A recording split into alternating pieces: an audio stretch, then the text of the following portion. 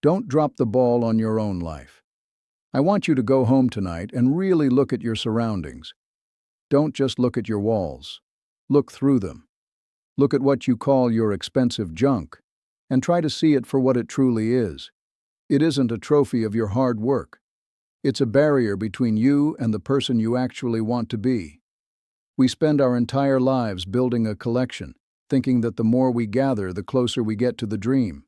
But real status, the kind that doesn't fade when the lights go out, is being cool as a cucumber when everyone else is going bananas over the latest trend.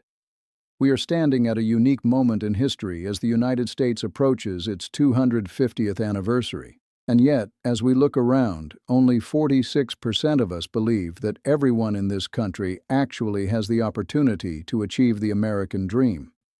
That is a heavy realization to carry. It tells us that the golden ticket we were promised has become a falsehood for more than half of our neighbors. But even in the face of that doubt, something resilient remains. 78% of Americans still believe the dream is something worth striving for. We haven't given up on the ideal, we've just realized the current version of it is unfinished. For most of us born here, the dream has changed its face. It used to be about opportunity, that relentless climb for better jobs and more resources. But today, 53% of native-born Americans define the dream simply as stability. They just want a safe place to live and a job that can support a family. When our goals shift from soaring to surviving, we start clinging to our stuff out of fear. We think the collection will save us from the uncertainty of the future, but it only weighs us down. You can't buy your way out of a moral values crisis. A record-high 56% of Americans now rate our nation's moral values as poor, and 80% believe they are getting worse. No amount of expensive junk can fix broken social cohesion. We are looking for something deeper, a sense of place and an authentic identity. This is why so many of us are reaching back into the past for answers. Historical nostalgia has become a psychological resource for managing modern stress. 68% of Americans report feeling nostalgic for eras before they were even born. We aren't just looking at old photos. We are searching for the equanimity and presence that seemed to exist before the digital world made everything so fast and so loud. We see a weathered barn, a classic glass Coca-Cola bottle, or a stoic portrait of Abraham Lincoln. And we don't just see art. We see a feeling of stability and character. This Americana soul is about the common man, the worker and the farmer who knew that real wealth was found in your character, not your inventory. They understood that life is a natural monastery.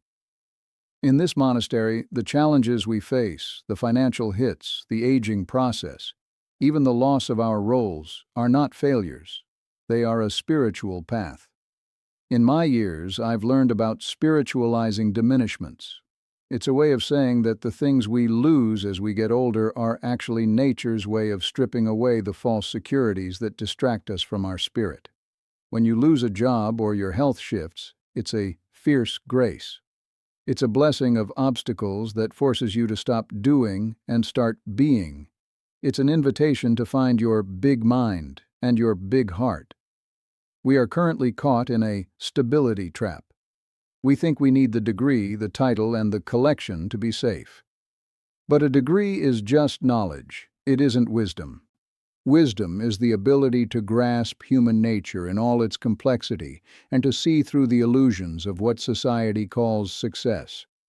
Wisdom allows us to find meaning in suffering rather than just trying to avoid it. Think about the way we communicate today. We live in an individualistic culture that prioritizes the individual over the group. We are motivated by our own preferences and viewpoints. We focus on abstract thinking, privacy, and personal goals.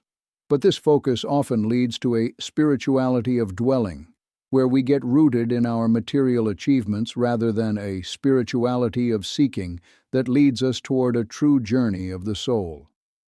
We have a diverse population of loosely connected individuals, yet we all gain the most happiness from three key factors: personal satisfaction, internal happiness, and family satisfaction. You see, the expensive junk, is the counterfeit of that satisfaction. It's the cheap substitute for a stable sense of self. We use our stuff to resolve conflict, but in an individualistic culture, we tend to use competition. We seek domination, trying to get others to do what we want. But the sage knows that real power doesn't come from owning things or people. It comes from self-dependence and uniqueness. The country is at a crossroads, and 28% of us say the top priority for the next 50 years should be government reform and systems change. But real change starts in your own living room. It starts when you decide to stop drowning in stuff. It starts when you decide to prioritize your family satisfaction and your privacy over the noise of the latest trend. Even the things we fear most, like the long goodbye of memory loss or the sudden impact of a stroke, can be reframed as a stage of gero-transcendence. These experiences can hone the essential nature of a person, moving them from the mind back to the heart. They remind us that our true identity isn't tied to our memories or our bank accounts. It's tied to our soul. We need to stop being consumers and start being sages. A consumer is always looking for the next trend to go bananas over. A sage is cool as a cucumber because they know that the American dream is unfinished and that they are the ones who must complete it, not through more stuff, but through individualism, self-dependence, and internal happiness. As an American, you are part of an individualistic ideology that allows for the freedom of self-expression. This is a fertile atmosphere for the pursuit of personal growth. But we've allowed that growth to be measured by what we own. We've forgotten that our age isn't a limitation, it's our greatest advantage. We have the life experience, the stories, and the wisdom that younger generations can't replicate. Our authentic, calming presence is a secret weapon in a digital age that is increasingly fast-paced and disconnected. So, I'm asking you to join me in a different kind of wisdom college. Let's stop building collections and start building lives. Let's embrace the fierce grace of our struggles and use them to find our way back to what truly matters. We need to restore our core values and our social cohesion, not through a political program, but through the way we choose to live our daily lives. In Americana, literature and art, we find the archetypes of who we are: the pioneer settling the Midwest, the migrant farmer showing resilience, the teenager exploring identity. These stories resonate because they are about the struggle for justice and redemption. They show us that the American experience is about more than material comfort. It's about the human spirit facing the untamed wilderness of the world and the soul. We must undergo a conversion. We need to lose our song in order to sing it in a new key. We need to lose our egoic and ethnocentric attachments and open to a more world-centric and cosmos-centric perspective. We need to lose the belief in our own limits as physical beings and open our minds to our souls and spirit. The later years of life provide the special and ideal conditions for this kind of psycho-spiritual development. We finally know who we are, what is really important, and maybe even how life works and why we are here. This is not a time to be marginalized or to fill the invisible void with activities from our previous roles. It is a time for self-actualization and transcendence. Soul-making is the task of the afternoon and evening of life. It is the perfecting of the aspect of ourselves that partakes of divinity. It requires us to work through the school of hard knocks, using suffering as a prod to spiritual growth.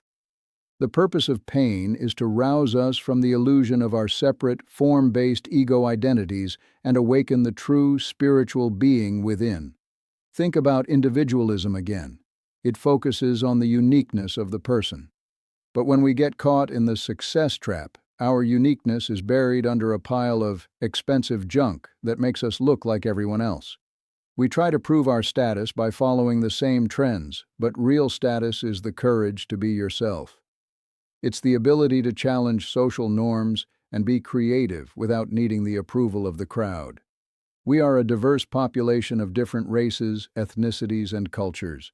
But in our individualistic culture, we often see each other as loosely connected. We need to use that freedom not just for self-pursuit, but for social cohesion. We need to move from a spirituality of dwelling in our separate homes to a spirituality of seeking our common ground. If this message hit the mark today, do me a favor. Share this with one person you know who is currently drowning in stuff. We need to remind each other that we aren't just aging, we are saging. We are growing into the most spiritual years of our lives, where we finally have the freedom to know who we are and why we are here. Take a look at that classic glass Coca-Cola bottle or that painting of a weathered barn. They aren't just objects. They are reminders of a time when things were built to last, when character mattered more than likes, and when we understood the value of the common man. Let those symbols guide you back to your own authenticity. Before you go, I want you to make a commitment. Leave a comment below and tell me, what is the one thing you're throwing away today? Not tomorrow. Today. Is it a physical piece of expensive junk, or is it a belief that has been a barrier to your peace? Tell me, because I'm reading, and we are in this together. The American dream isn't a collection of things. It's the freedom to become the person you were meant to be. Don't let the junk win. Be the sage your life is calling you to be. Stay cool as a cucumber. Stay present. And remember, you are more than your collection. I'll see you in the next one. Keep your eye on the ball.